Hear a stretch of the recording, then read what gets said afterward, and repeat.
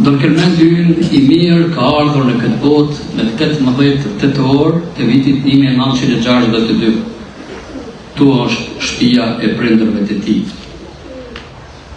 Ka lindur në një familje atetare, sepse familja e tij ishin në lëvizjen e ballit kombëtar dhe ishin shumë përndjekur nga regjimi serboslav. Por Ndërkëlmendi 5 ditë pas lindjes, me 23 tetor të vitit 1962, është pagzuar këtë kishën tonë të mirë, e para ndërtuara në Kosovë pas luftës së dytë botërore, nga po ashtu një mështar shumë patriot Don Mark Shiroka.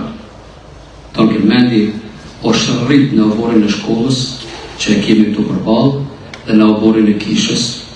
Dy shtyllat të cilat na ndihmojnë të jemi njerëz fetar dhe kombëtar të mirë. Mos të zgjasim më tepër për jetën e tij, do të dëgjojmë në emër të familjes nga Anton Spaçi, që është nipi I Don Kelmendit.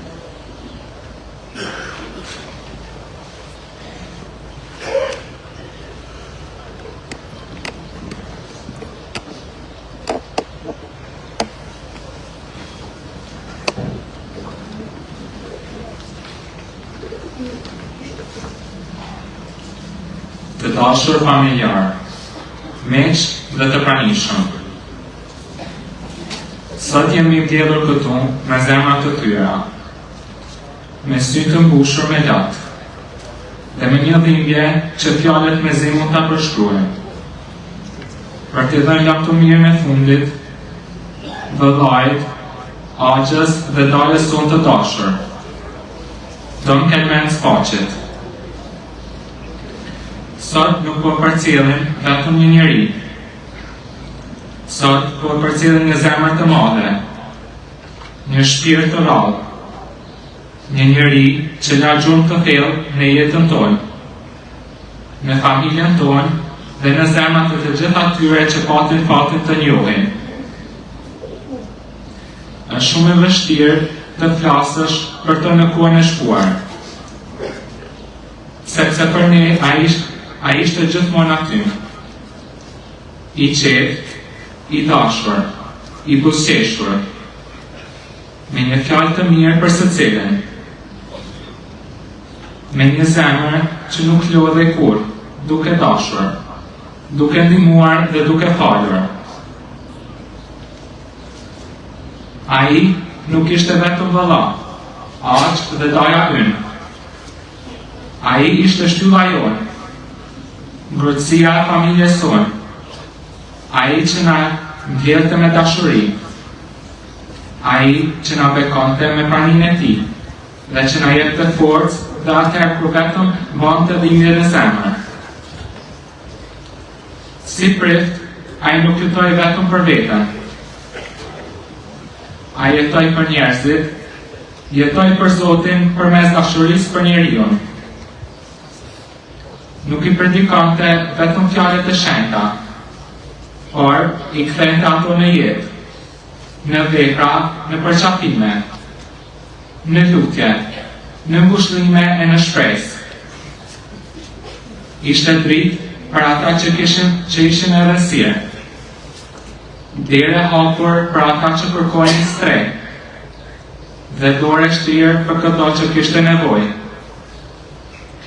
Edhe në vitet më të rënda, në luftën e viteve 1998-99, ai nuk u largua, nuk zgjodhi shpëtimin për veten, por zgjodhi të qëndroj me njerëzit, pranë atyre që kishin frikë, që ishin të plagosur në shpirt e në trup, pranë atyre që kishin humbur gjithçka.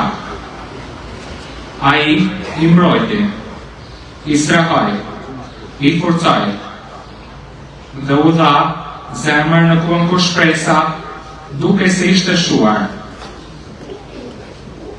Dhe kjo e bën edhe më të madhe në sy tanë, sepse ai nuk foli vetëm për dashurinë ndaj njeriut, por e dëshmoi atë me jetën e tij. Fjalët e tij: unë nuk do t'i ndaj njerëzit, ne jemi të gjithë shqiptarë, nuk ishin vetëm një thënie. Ishin zemra e tij, besimi i tij, e vërteta me të cilën jetoj deri në fund. Për familjen tonë, humbja e tij është një plagë e madhe, një kushtlak që nuk mbushet, një heshtje e qëllem. Më të kemi ndarë gëzime, lutje, festa e dhimbje. A ishte pjesë e çdo momenti të rëndësishëm të jetës tonë.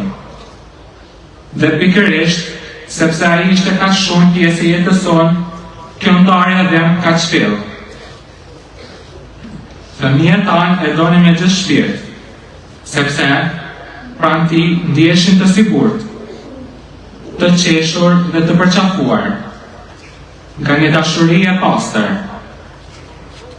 Ndërsa në të rriturit tek ai gjeni murësi, qetësi dhe forcë. Ai ishte nga ata njerëz që nuk bëjnë zhurmë, por ndryshojnë jetën, nga ata që nuk kërkojnë asgjë për vete, por japin gjithçka nga zemra. Sot, në këtë dhimbje të madhe, nuk mund të mos falenderoj me gjithë zemër Monsinjor Rokshëndeshaj dhe të gjithë motrat, që për 10 vite qëndruan pranë tij me një përkushtim të rrallë. Ata i dhanë kujdes, dashuri, forcë dhe dinjitet. Në ditë më të vështira, u bën mbështetje e madhe për ta. Për këtë, minjoja jonë do të mbetet e përjashme. Sot, dhimbja është e madhe, sepse mungesa e tij do të ndihet çdo ditë. Në çdo festë familjare, në çdo lutje, në çdo takim, në çdo moment kur zemra do të kërkojë fytyrën e tij, zërin e tij dhe bekimin e tij. Por sot nuk jemi këtu për të qarë ndarjen. Jemi këtu për të ndëruar jetën e tij.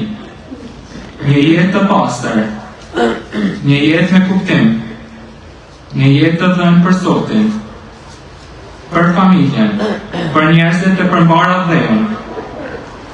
Njerëz si ai nuk lagohen kur plotësisht. Ata jetojnë në dashurinë që kanë sjellë, në të mirën që kanë bërë, në zemrat që ka shëruar dhe në dritën që ka lënë pas. Prandaj, sot, me zemrën e coptuar dhe me lot në sy, nuk po themi vetëm jam të mirë, po themi faleminderit. Faleminderit për dashurinë, faleminderit për përvojtësinë, faleminderit për guximin, faleminderit për shembullin, faleminderit për çdo lutje, për çdo sakrificë, për çdo fjalë të butë, për çdo dorë të shtrirë dhe për çdo bekim që na dhe. I dashur vëlla, aq e daj, ti nuk je më fizikisht mes nesh, por do të mbetesh për gjithmonë në zemrat tona, në kujtimet tona, në lutjet tona dhe në çdo të mirë që do të përpiqemi të bëjmë duke ndjekur shembullin tënd. Dhe sot, me zë të lartë dhe me plot krenari, themi, i përkasim vëllau ton, axhës ton dhe dajës ton Don Kelmendit, dhe sot engjullit ton. Ku shofsh në pace, do të na mungosh pafundësisht, do të na dhembësh gjithë jetën, por do të duam për jetë. Dhe drita që na le pas nuk do të shohet kur.